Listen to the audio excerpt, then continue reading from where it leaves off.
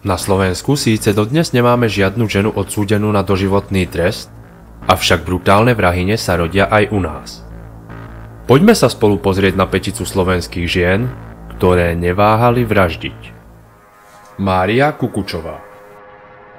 Mária Kukučová bola mladá ambiciózna žena, pochádzajúca z malej obce Nová Bošáca. Podľa jej známych si rada užívala večierky a snívala o tom, že jedného dňa prerazí vo svete modelingu. Vo veku približne 20 rokov sa mladá Mária rozhodla ísť svojim snom naproti a presťahovala sa do Anglicka. Tam sa však stretla s krutou realitou a namiesto luxusných večierkov a predvádzacích mól na ňu čakal zdieľaný dom a práca za minimálnu mzdu. Mária sa však nevzdávala a bola rozhodnutá si svoj vysnívaný život vydobiť stoj čo stoj. A na krátku chvíľu sa jej to aj podarilo. Dala sa dohromady so svojím šéfom, o 25 rokov starším majiteľom sieti zlatníctiev Andrew Bushom. Ten istý čas plnil všetko, čo svojej mladej milenke videl na očiach. Presťahoval ju do svojej prepichovej vily v Španielsku a kupovali jej všetky tie drahé veci, o ktorých snívala. Zdalo by sa, že Máriin život je jedna nekonečná rozprávka. Až do chvíle, kým nebola nútená pozrieť sa pravde do očí. Andrew mal okrem Márie aj iné milenky a tá sa s tým nevedela zmieriť. Bola hysterická, prehľadávala svojmu vyvolenému počítač a mobil a vymýšľala si rôzne príbehy, aby Andrew neodchádzal z domu. Raz sa mala dokonca pripútať k posteli s obliečkou uviazanou cez hlavu a tvrdila, že ju v dome niekto prepadol a že potrebuje, aby ju Andrew strážil. Andymu, ako ho priatelia volali, po približne 2 rokoch došla trpezlivosť a rozhodol sa, že sa so svojou slovenskou milenkou rozíde. Kukučová sa s touto situáciou nedokázala vyrovnať. Snažila sa Busha rôznymi spôsobmi získať späť, avšak neúspešne. Po takmer pol roku od rozchodu sa rodáčka z Novej Bošáce rozhodla, že ak tohto boháča nebude mať ona, nebude ho mať nikto. Vydala sa do jeho vily, od ktorej ešte stále mala kľúč a čakala, kým sa Andrew Bush vráti domov. Podľa jej neskoršej výpovede čakala 2 dni. V sobotu, 5. apríla 2014, vo večerných hodinách sa Andrew objavil v spoločnosti svojej novej milenky. I hneď si všimol, že v dome sa niekto pohyboval a svoju milenku poslal do auta, aby zavolala políciu a počkala tam na neho. Bohužiaľ, jej mobil bol vybitý a tak políciu včas nedokázala informovať. To, čo sa odohralo nasledujúce minúty, nie je presne dokázané, avšak Andy Bush skončil s 2 guľkami v hlave a 1 v ramene. Kukučová vybehla z domu, vyhodila jeho novú milenku z auta, v ktorom čakala, a vydala sa na ňom na cestu k rodičom na Slovensko. Pár dní po vražde sa mala priznať slovenským policajtom, ktorí kontaktovali kolegov zo Španielska, kam bola následne eskortovaná.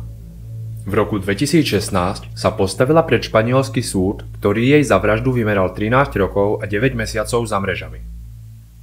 Kukučová bola nakoniec po 8 rokoch podmienečne prepustená a od roku 2022 si opäť užíva slnečné pláže. Krkavčia matka Jana. Celé meno tejto vrahine sa mi nepodarilo dohľadať, príbeh je to však zarážajúci. V roku 2013 vtedy 24-ročná Jana, žijúca v rómskej osade v Nižnom Slavkove v okrese Sabinov, čakala svoje 4. dieťa. Po nezhode s partnerom, ktorý ju mal obviňovať, že mu bola neverná a dieťa nie je jeho, sa Jana rozhodla novorodenca zbaviť. A to nie je veľmi sofistikovaným spôsobom. Svoju dcérku mala porodiť priamo do latríny. Následne jej odstrihla pupočnú šnúru a nechala ju udusiť medzi výkalmi. Prokurátor pre Janu žiadal 25 rokov. Súd nakoniec po dlhých 4 rokoch uznal Janu vinu z vraždy a udelil jej 20 rokov za mrežami. Jana však bola vyšetrovaná na slobode a počas vynesenia rozsudku bola opäť tehotná. To ju zachránilo pred nástupom do väzenia a trest jej bol odložený. Medzitým jej právny zástupca požiadal o prekvalifikovanie trestu na podmienku a ďalší vývoj tohto prípadu nie je známy. Je teda možné, že krkavčia matka Jana žije stále medzi nami. Ak vás zaujímajú aj ďalšie príbehy z kriminálneho prostredia, ktoré napísal sám život, budem vďačný, ak kliknete na tlačidlo odoberať. Anna Kršiaková. V roku 2004 boli lučeneckí policajti privolaní k desivému nálezu obhoreného mužského tela.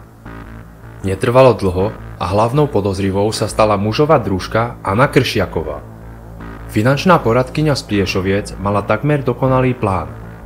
Jej druh Marián na ňu ešte za života prepísal byt a stanovil ju ako osobu, ktorá po jeho smrti získa životnú poistku v hodnote približne 43 000 eur. Keďže peniaze jej voňali viac ako spolunažívanie so svojím priateľom, čoskoro sa začala zaujímať o to, aby jej Mariánova životná poistka bola vyplatená čo najskôr. Jeden zo svedkov vypovedal, že sa mu Marián pred smrťou niekoľkokrát sťažoval, že ho Kršiaková niečím otrávil. Podal na ňu dokonca trestné oznámenie, to však v zápätí stiahol. Čierna vdova ale bola rozhodnutá svoje dielo dokončiť. Pod zámienkou, že potrebuje odviesť do mesta, vylákala Anna svojho druha na cestu autom. Ešte predtým mu však do kávy stihla nasypať lieky na spanie. Počas cesty sa Mariánovi začala točiť hlava a tak zišiel na polnú cestu, aby zastavil a nadýchal sa čerstvého vzduchu. Po vystúpení z auta však odpadol a jeho láska mu namiesto pomoci začala udierať sekerou po hlave, krku a chrbte. Tieto rany mu spôsobili okamžitú smrť. Po dokončení beštiálneho útoku Kršiaková poliala bezvládne telo horľavinou a zapálila. Na súde sa táto vrahyňa priznala a prosila o zhovievavosť pri udeľovaní trestu. Počas pojednávania vyšli na povrch ďalšie nejasnosti z jej života, a to napríklad záhadná smrť jej predošlého manžela, ktorý sa otrávil liekami, alebo výpoveď jej bývalého priateľa, ktorý tvrdil, že sa mu do vane pokúsila hodiť lampičku. Sudca nakoniec jej prosby o nižší trest nevypočul a v roku 2005 jej udelil 20 rokov väzenia. Božena Mlčová. Božena Mlčová, prezývaná Božka, sa narodila 14. októbra 1971 v Trnave. Svoje detstvo Božka prežila v detských domovoch a polepšovniach a v dospelosti sa z nej stala bezdomovkyňa. Podľa jej vlastných slov nikdy nepracovala, len krátku chvíľu brigádovala vo Volkswagene. Pred dovršením 25 rokov mala odsedené 2 tresty a ani náhodou nemala v pláne polepšiť sa. Živila sa drobnými krádežami, zberom odpadu a prespávala v bezdomoveckých úkrytoch. V jednom takomto úkryte, v opustenom dome v bratislavskom Lamači, sa vtedy 26-ročná Božena spolu so svojou partiou dopustila násilností, ktorým v Slovenskej republike do dnešných dní konkuruje len máločo. V júni 1997 partia 6 bezdomovcov už asi týždeň popíjala liek zriadený so sirupom a fetovala toluén. Napätie v dome sa stupňovalo, až sa napokon kvarteto bezdomovcov pod vedením Williama Feiglera rozhodlo, že sa zbavia svojich spolubývajúcich Jána a Miroslava, a to z dôvodu, že sa im pri opileckej hádke mali vyhrážať, že ich udajú na polícii za krádeže, o ktorých vedeli. Dvojicu bezdomovcov zviazali a surovo mučili takmer týždeň. Ich agresia sa stupňovala.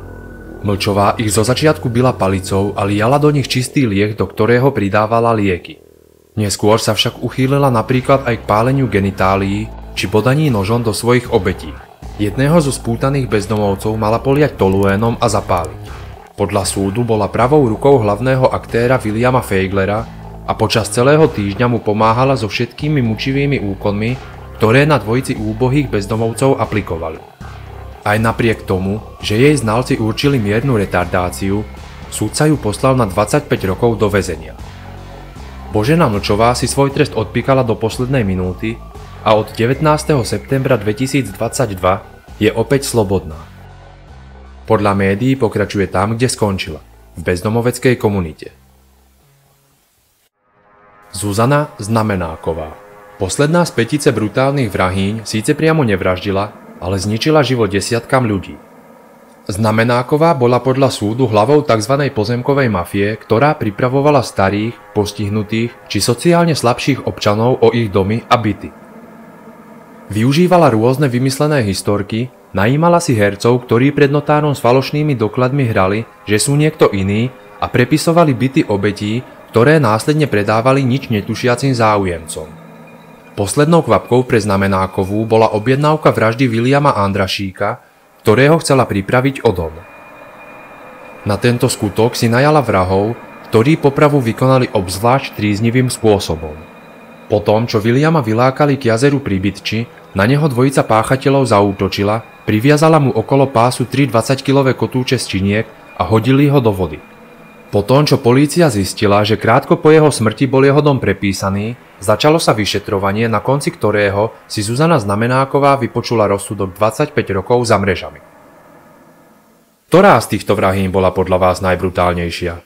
Svoj názor mi napíšte do komentáru.